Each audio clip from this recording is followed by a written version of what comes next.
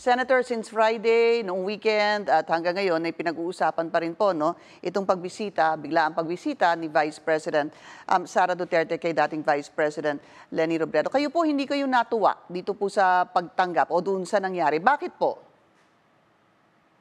Ganito po kasi, dahil si Sara Duterte, our current Vice President, ay nababalot sa iba't ibang kontrobersya ngayon na iniimbestigahan ng House of Representatives.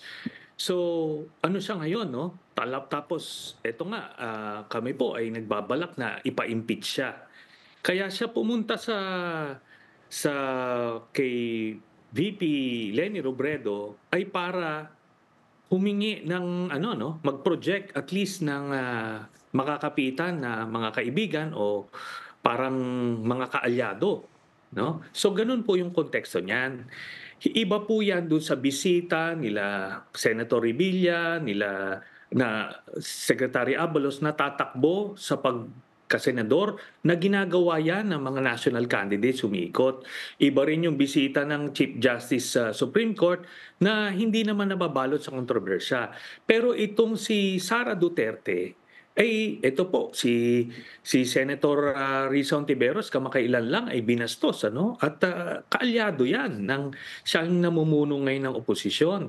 So ano naman ang mensahe pagka tinanggap niya itong pagbisita ni Sara Duterte, no? With open arms, more than 1 hour ang usapin nila. Tapos ito pa yan. May context yan. Last year, pinapunta rin niya, or hindi pala pinapunta, kundi nakipag-meeting siya kay Gloria Macapagal Arroyo, na kalaban din ng mga Marcos. So yung mga kalaban ng Marcos, ang minimit nito ni VP Leni. So kailangan, teka muna, kailangan lumiwanag. Asaan ka ba rito? Di ba? Kasi yung sinasabi nilang harmless yan, Peña Francia, come one, come all. Subukan mo nga nating makitang maimbita niya kahit si Senator Amy Marcos o yung kalaban niya sa Bicol na sila Governor Villapuerte, hindi niya gagawin yan. No? Very conscious sa ganyang mga optics. Senator, ano ho ang dapat ginawa ni dating Vice President Leni Robredo kung sinasabi po ng kanyang spokesperson, si Attorney Barry Gutierrez, na no choice na bigla na lang tumawag at on the way na. At si Vice President naman bilang isang cordial at polite na tao ay tinanggap din.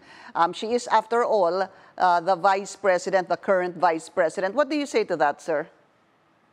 Yan po, kung paniniwalaan yung sinabi ni Attorney Gutierrez, Barry Gutierrez, na 30 minutes na lang daw short notice. That is a lie, no? Kasi base nga sa aming impormasyon, na-coordinate to a few days before sila pumunta. At saka yung si Sara Duterte, may mga advance party yan, no? Nagko-coordinate yan, sine-check nila yung security.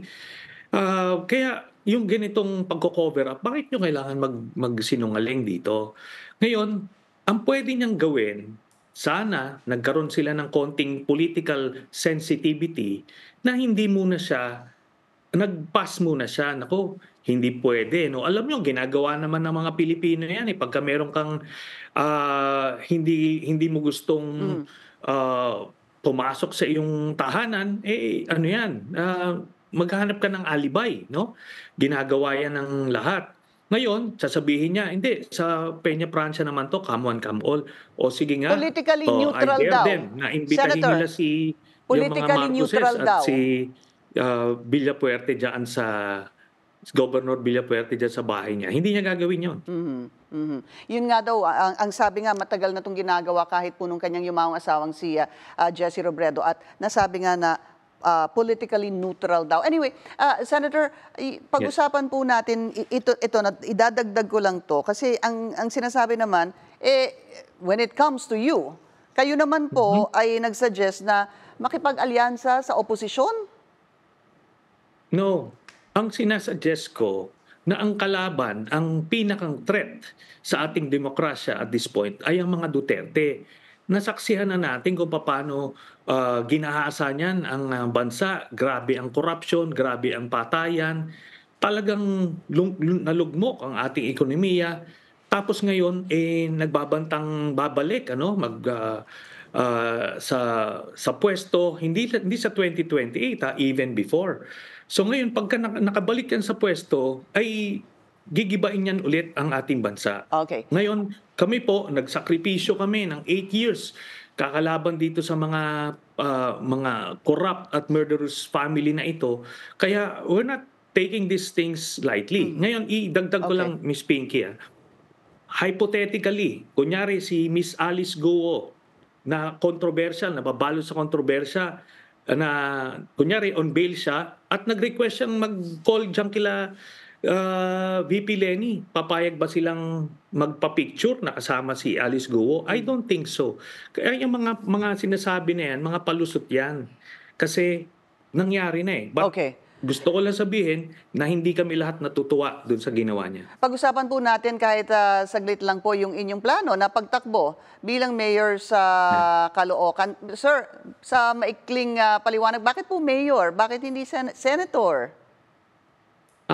Well, tayo po ay naniniwala na nag-iba na yung terrain sa national level at nais natin subukan na makatulong naman yung diretso ng policy making na maapektuhan ng ating mga konstituente. Kasi sa Senate po ay indirect yung ating serbisyo doon. Tama naman na nakakaserbisyo naman tayo tungkol sa mga batas na pinapasa, pero ito po mas direct po ang ehekutibo. At ano ho ang inyong tsansa sa ngayon? Gumaganda naman po. Gumaganda naman, and we are encouraged by the reaction of the people of Caloocan. I see. Okay. Siguro magandang makausap ka namin muli, dating Senator Antonio Trillanes. Maraming salamat po sa inyong oras. Maraming salamat po.